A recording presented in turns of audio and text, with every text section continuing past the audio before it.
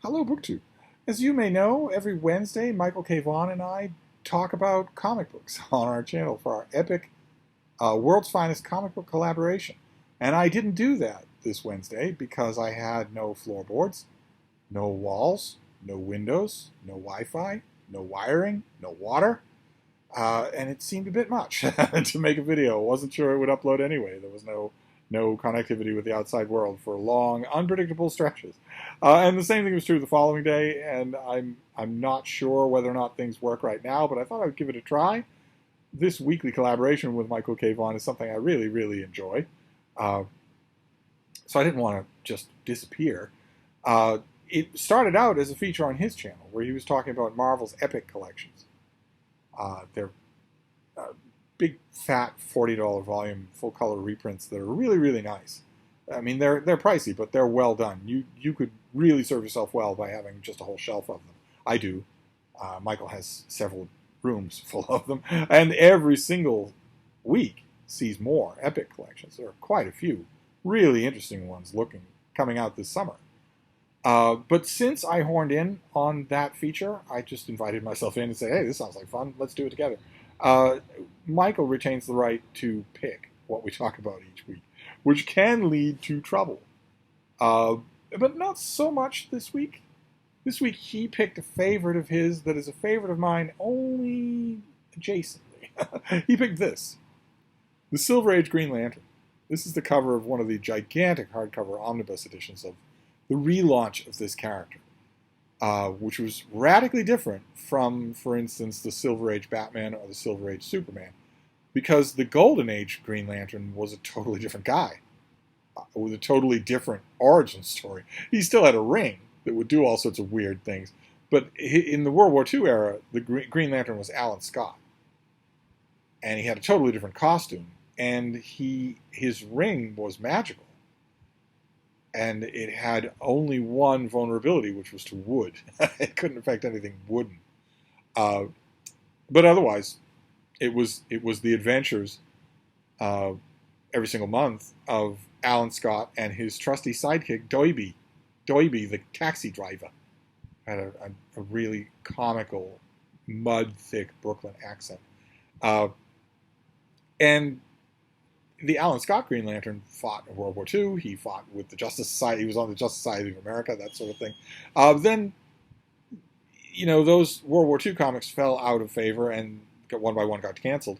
And then it occurred to the powers that be at DC that they could revamp these characters. They famously did it with the Flash, who had also had a World War II counterpart. But when they brought back the Flash, it wasn't Jay Garrick with his metal Mercury hat. It was a different guy. Still the same name, but still roughly the same powers, but completely different origin story, a very different costume, that sort of thing. And DC kept doing it, including with Green Lantern. As you can see, they brought back Green Lantern, but he was completely different. His ring is not magical; it's technological. It can still form things out of green energy, but its weakness now is not wood, but the color yellow, due to an impurity in the ring's power source. It can't affect anything that is yellow. But absent that purity, working around it, the wearer of the ring automatically protects them from mortal injury. And although it has to be recharged with a battery every single 24 hours, in those 24 hours, it gives the wielder almost unlimited power. The wielder can shield himself, for instance, from the rigors of space and travel through space just with the ring, create energy beams, energy constructs, anything like that. And as is shown over and over and over again in these Silver Age adventures, the ring wielder does not have to understand the construct. The ring will make it work, right? So if a Green Lantern thinks, wouldn't it be funny to drop these criminals into a green energy cement mixer or something like that. It's not that the wielder of the ring knows how a cement mixer is built. They don't have to know that. They don't have to know how a locomotive is built to have a locomotive, a green energy locomotion, a train, come rushing right at you. So it's an interesting setup. It turns out that the rings are weapons that are bestowed on individuals by the guardians of the universe at the planet Oa, where the great battery is that powers all the individual batteries that each Green Lantern has to power their own rings. And they are a core. The Green Lanterns are a core. They're an intergalactic space force, a police force. But none of that is known in the original launch of the Silver Age Green Lantern. Instead, what's known at the beginning of this launch is that a fearless test pilot named Hal Jordan. Now, it's been my privilege to know 2 actual test pilots in my life, and both of them would have instantly laughed at the idea of a test pilot being fearless. They would both, I'm sure, have said, if they were still alive, of course they aren't, test pilots don't get old, but they would, I'm sure, both of them would instantly have said, a test pilot with no fear is a test pilot who's dead, who dies very quickly. Fear is very, very useful. It's very healthy. But Hal Jordan is fearless. He is a fearless test pilot who's out flying one day when he encounters a crashed alien spaceship. He goes to investigate and finds a mortally wounded alien named Abin Sur, who bestows upon Hal Jordan his power ring. I bet you're asking some questions, aren't you? Didn't I just mention that the ring protects its wielder from mortal injury? Yeah, I did mention the wielder is protected from mortal injury automatically by the ring. Didn't I mention that the ring bestows its wielder with unlimited power for 24 hours and allows them to fly through space? Yeah, I did. The Green Lanterns don't use spaceships. The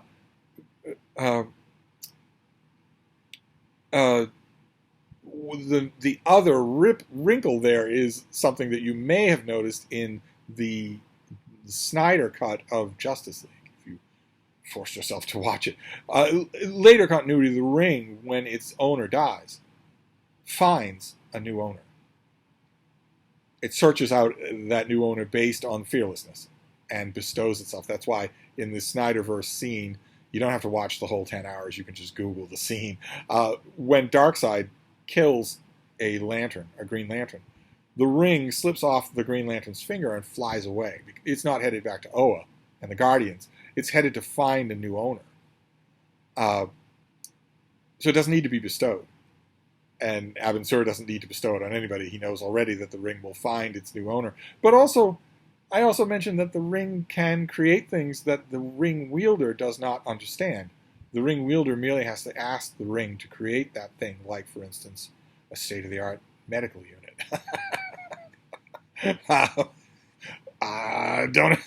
Don't ask me. I don't have any answers as to why Abin Sur crashes on Earth in a spaceship, dies, and gives his ring to Hal Jordan. But he does.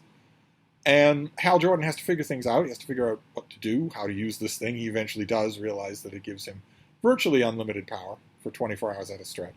And later on in the Silver Age, we get the whole science fiction apparatus. We get the Green Lantern Corps and the renegade Green Lantern Sinestro and all sorts of alien Green Lanterns. It's great, great fun.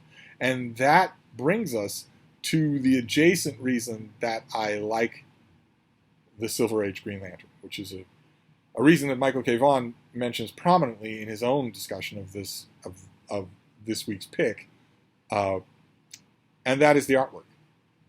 The artwork is by Gil Kane, who is amazing, absolutely amazing. He does fantastic work in this whole run. If I cared about this character, I would definitely own the first volume here. Definitely, I'd probably own both of them. They're 2 big volumes, and they are full of symphonically glorious Gil Kane artwork. I have a cover. This is not that. This is just a cover that was made for the omnibus edition. But Gil Kane had a bunch of great covers, and I want to show you 2 of them that show what a difference an inker can make. Specifically, an inker versus no inker. This is Green Lantern when he is heavily inked by someone else. I have this issue. I have it in a closet, though. I wasn't about to dig it out when this place is already a construction zone from hell. I have this issue. I bought it eagerly when it came out. Gladly parted with my 12 cents.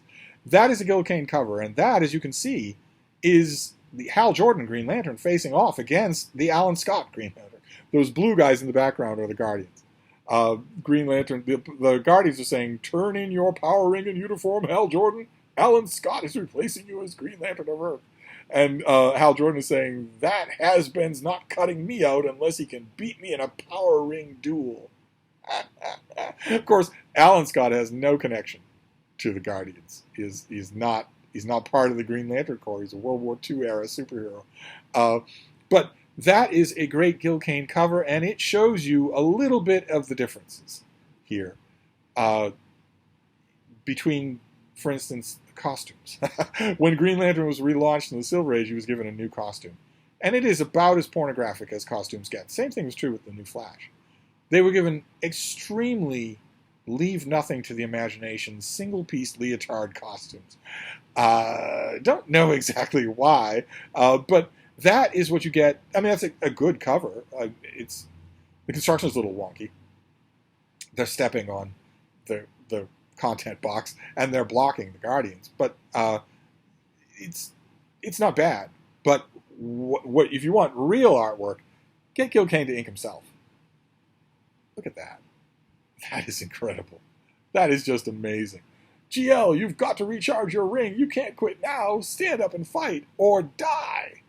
And that is Sinestro, of course, that you're seeing threatening Green Lantern. But it's something I want to point out there. That's what I'm talking about.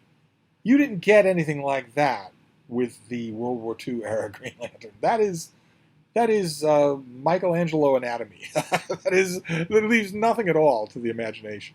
Like I mentioned, have never really. I mean, I have a lot of these old Gil Kane drawn Green Lanterns. I even have some Gil Kane issues of the Flash. There's one particular Gil Kane issue where with great covers. We're going to be looking at covers. We might as well look at that one this whole time. There's one great Gil Kane classic Green Lantern issue that I bought on the newsstand because I just couldn't pass up. This guy's artwork is just so good. He's one of my favorite comic book artists. And there was one issue that I have in one of my boxes there. It's buried in the back of a closet, where Green Lantern decides to try to use the omnipotent power of his ring to eliminate all evil on Earth. It's got a great cover. It's got great artwork on the inside. These were wonderful, wonderful issues. The only problem, there's a problem. Oh, wait, the bean is not looking at you. Maybe I'll have better luck with the color if we do it over here. Here we go. That's a little better. My problem with Green Lantern, it's not a big problem. This is, a lot of you bloodthirsty little marmosets love it when Michael and I go at each other, when we're just completely disagree. I have a feeling. Crom, give me strength. I have a feeling that quite a few of those things are coming for Garb August. But we're smooth sailing right now. Anyway, we don't completely disagree about Green Lantern. In his video, he says this is some of his favorite stuff. And I confess, if I were at a used bookstore and I saw one or both of these big hardcover omnibus editions for, $20 a piece, I would grab them, as big and unwieldy as they are, because they are full of this great artwork. But the problem that I have with Green Lantern, I have a problem with a certain kind of comic book character, and that is the one-dimensional comic book characters. Green Lantern has a ring. Okay, so if you take the ring away from him, that's that. Okay, all right, great. So he'd better have his ring, or we don't have a comic book. The Flash can run really fast. Oh, okay. You take that away from him, you don't have a comic book. So you better make sure that he continues to run really fast. The Hulk gets big, green, and angry. He gets really angry. Oh, where's the bean? He's over here. He gets big, green, and angry. And then he says, Hulk smash. And he smashes things. And, the artist was commissioned for 18 pages, and there'll be some house ads, and then we'll go on to the next issue next month, where he gets angry and smashes things. The Atom gets really small. Ray Palmer gets really small. Another World War II character who was revamped at the exact same time for the Silver Age, and once again given a single-piece, extremely revealing costume. Anyway, Iron Man. You put a guy in a suit. I know we're supposed to root for the charismatic Robert Downey Jr. Performance in the Marvel Cinematic Universe Avengers, but I'm firmly on Team Captain America when he says, rich guy in a suit, take that away from you, and what have you got? I agree completely. Whereas complex superheroes, not so much. Not so much. Like, for instance, in Marvel, you could have Thor, or T'Challa, the Black Panther, or Prince Namor, the Submariner. One of the greatest examples of what I'm talking about in either company would be Prince Namor, the Submariner, where the fact that he can breathe underwater is just about the least important thing or interesting thing about him. But also, Batman, Wonder Woman, Superman, Superboy. There's more to those characters than there is to a guy with a ring, a guy who can run really fast, a guy who can shrink really small. It's just a guy who gets really angry, a guy who, somebody's robbing the bank. What are you going to do? Somebody's stolen a dirigible. What are you going to do? Somebody's broken the dam that overlooks the city. What are you going to do? Well, it just so happens in all three of those cases, I'm going to put on my armor. And if you were in this room, you'd do the same thing. it's just... What's the matter, baby? You want to come down? Huh? You were snoring a little bit ago. There you go. I don't want to start a fight. I'm saving my ammo because I have a feeling that Michael has some horrible things planned for August. Horrible. But it's not like these issues aren't enjoyable. They are, very much so. I especially like Green Lantern, the more science fiction-y Green Lantern gets. Then you do introduce complexities. Then you do introduce... When Green Lantern is ringing up, darts on a dartboard to beat, the TikTok master or whoever it is that he's doing, precious little interest there.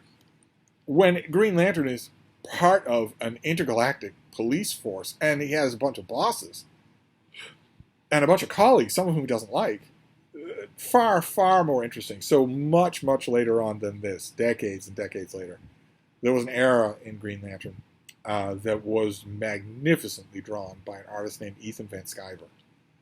I'm sure that Michael has the $150 hardcover omnibus editions of that whole run. I forget who wrote it. Maybe Jeff Johns. But it was Ethan Van Sciver artwork. I don't care about writing in comics. I only care about artwork. And Ethan Van Sciver did a fantastic job. Patrick Gleason also drew a lot of those issues, and they were great. Fantastic. And they were usually at their best when they were dealing with things on that huge galactic level. And some of these Silver Age issues do that same thing. This issue did. Have this issue too in a box somewhere. It's not in good shape at all. A lot of my Green Lantern issues, the ones that I have, are in really, really bad shape because the Gil Kane artwork in these things is just so beautiful. These issues don't usually do that. I'm not usually getting the kind of Green Lantern that I like here.